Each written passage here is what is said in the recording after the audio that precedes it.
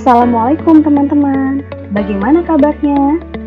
Semoga selalu dalam keadaan sehat ya. Sebelum kita mulai materi hari ini, yuk kita sama-sama membaca basmalah. Bismillahirrahmanirrahim. Di video kali ini kita akan mempelajari materi tentang letak geografis di Indonesia, kemudian komponen-komponen pada peta, dan juga materi perbandingan. Kita sebagai warga negara Indonesia harus mengetahui ya bagaimana kondisi geografis Indonesia. Nah, hal pertama yang perlu kita ketahui adalah berapakah luas negara Indonesia. Kemudian batas-batasnya teman-teman. Negara Indonesia berbatasan dengan negara apa saja? Nah, hari ini kita akan membahasnya ya teman-teman ya. Kita mulai dari luas Indonesia terlebih dahulu. Luas Indonesia terbagi menjadi dua. Ada luas daratan dan ada luas lautan. Kenapa terbagi menjadi dua? Karena Indonesia merupakan negara kepulauan. Jadi, pastinya terdapat daratan dan lautan.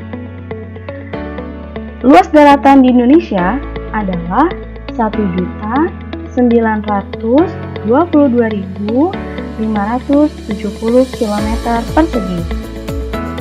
Sedangkan untuk luas lautannya adalah 3.257.483 km persegi. Nah, dari angka-angka ini, teman-teman sudah bisa membandingkan ya, apakah luas daratan yang lebih luas atau luas lautan yang lebih luas daripada luas daratan. Oke, nah ketika teman-teman sudah mendengar kata perbandingan, maka kita sudah masuk nih teman-teman ke dalam materi net, yaitu perbandingan. Oke. Nah, jika dituliskan perbandingannya adalah sebagai berikut teman-teman. Daratan, titik 2, lautan, titik 2 ini teman-teman baca seperti ini. Daratan berbanding dengan lautan adalah 1.922.570 km persegi berbanding dengan 3.257.483 km persegi.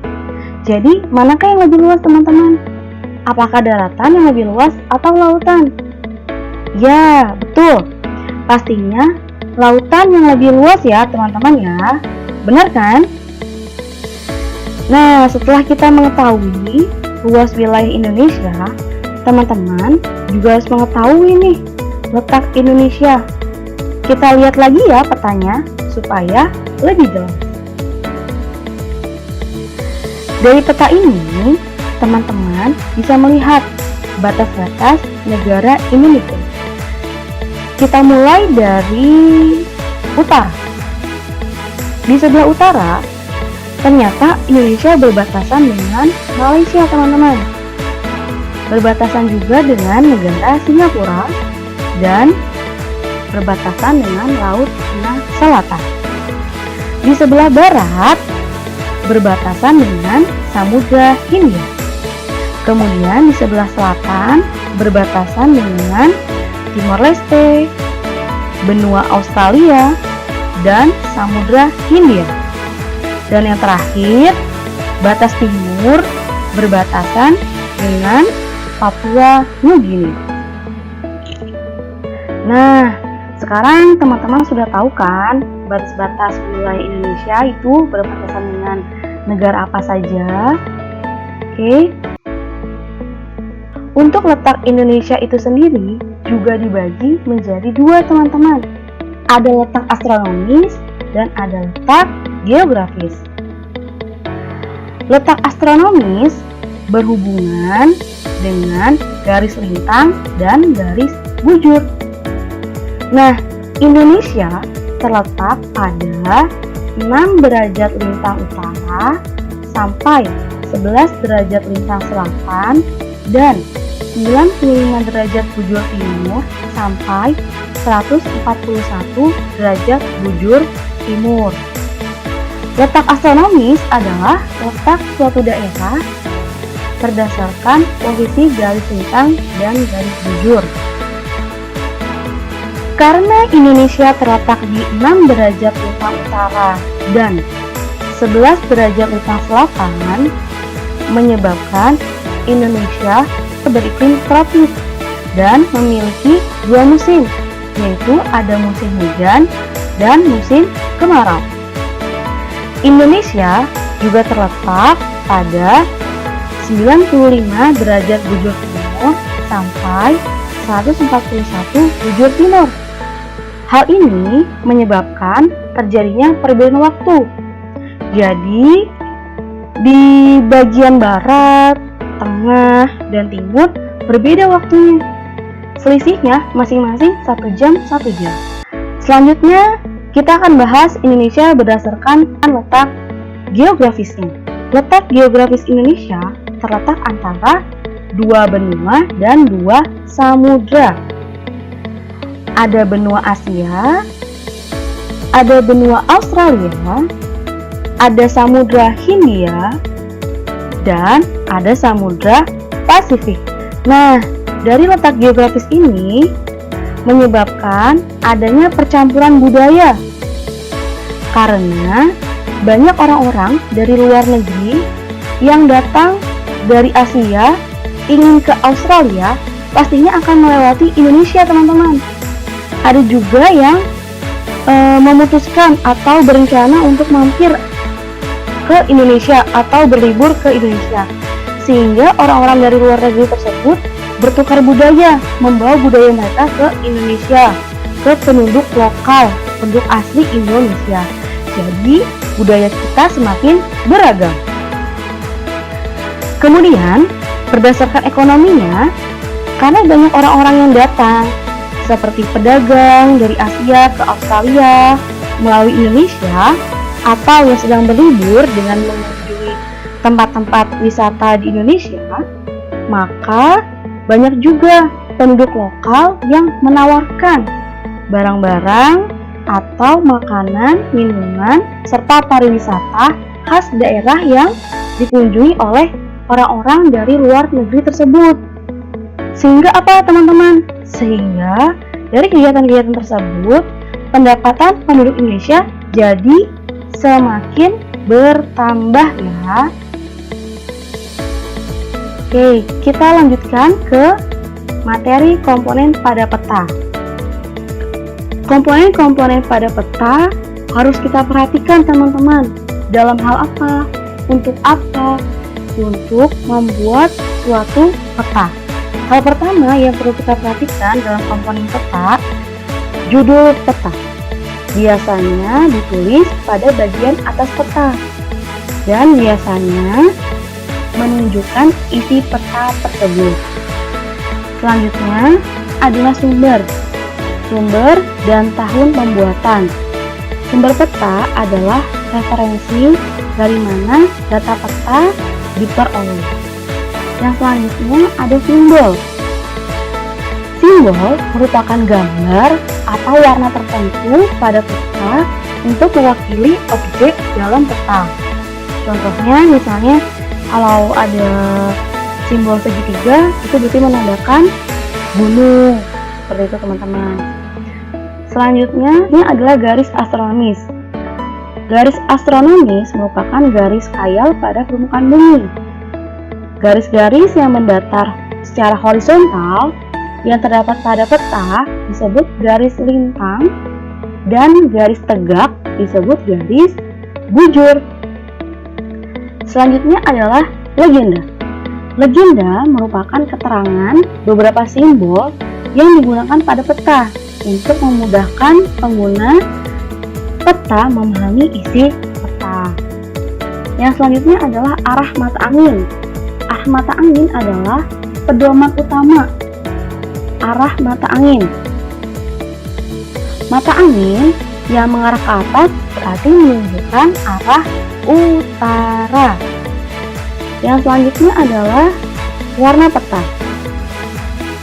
Warna peta digunakan untuk membedakan kenampakan atau objek di permukaan bumi. Seperti warna hijau menunjukkan daerah yang memiliki ketinggian kurang dari 200 meter. Kemudian warna merah menunjukkan jalan kereta api atau gunung aktif. Kemudian warna hijau muda menunjukkan suatu daerah yang memiliki ketinggian antara 200 sampai 400 meter di atas permukaan laut. Biasanya daerah ini berupa bukit-bukit ya teman-teman. Kemudian ada warna kuning. Warna kuning menunjukkan daerah yang memiliki ketinggian 500 sampai 1000 meter di atas permukaan laut. Biasanya daerah ini didominasi kebanyakan oleh dataran tinggi dan perbukitan serta pegunungan-pegunungan rendah. Warna coklat muda menunjukkan daerah yang mempunyai ketinggian antara 1000 sampai 1500 meter di atas permukaan laut. Biasanya warna coklat ini digunakan untuk pegunungan-pegunungan yang rendah. Kemudian ada warna coklat. Warna coklat menunjukkan daerah yang mempunyai ketinggian lebih dari 1500 meter di atas permukaan laut. Biasanya didominasi untuk gunung-gunung yang relatif tinggi, yang tinggi-tinggi ya teman-teman.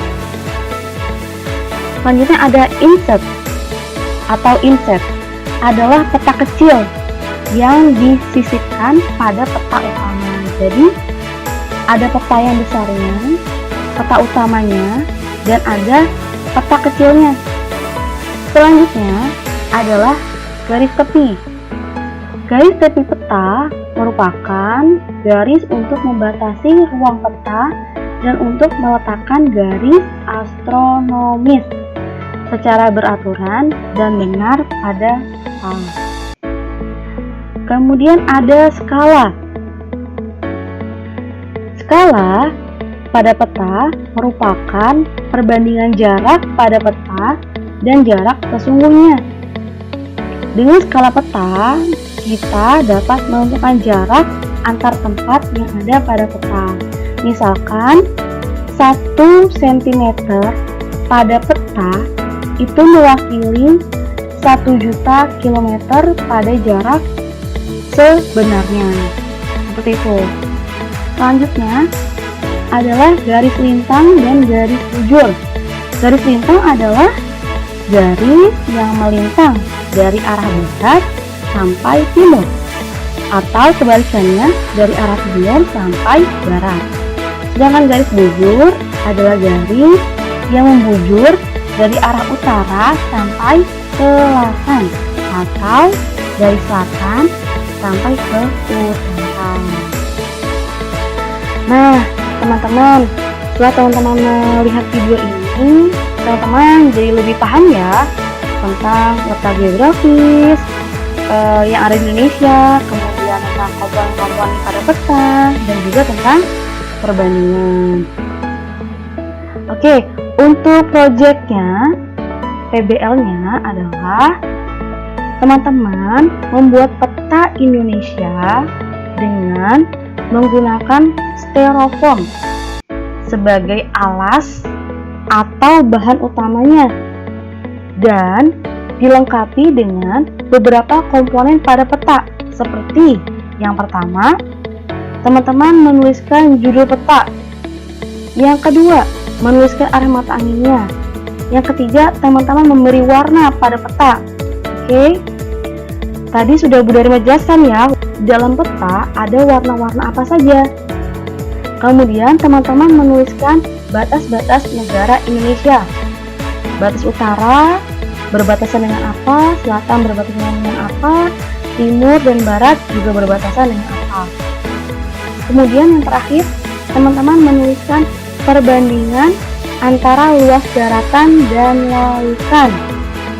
Teman-teman menuliskan judul peta, arah mata angin, warna peta, batas-batas negara Indonesia, dan juga perbandingan antara luas daratan dan lautan langsung di project teman-teman. Nah, untuk gambar pulau-pulau yang ada di Indonesia, teman-teman boleh menggambarnya langsung pada styrofoam atau boleh juga menggunakan origami atau menggunakan karton warna yang berukuran kecil. Setelah digambar pulau-pulaunya, teman-teman gunting dan tempelkan pada styrofoam tersebut. Oke, sekian video materi hari ini. Sampai jumpa di video selanjutnya. Wassalamualaikum warahmatullahi wabarakatuh.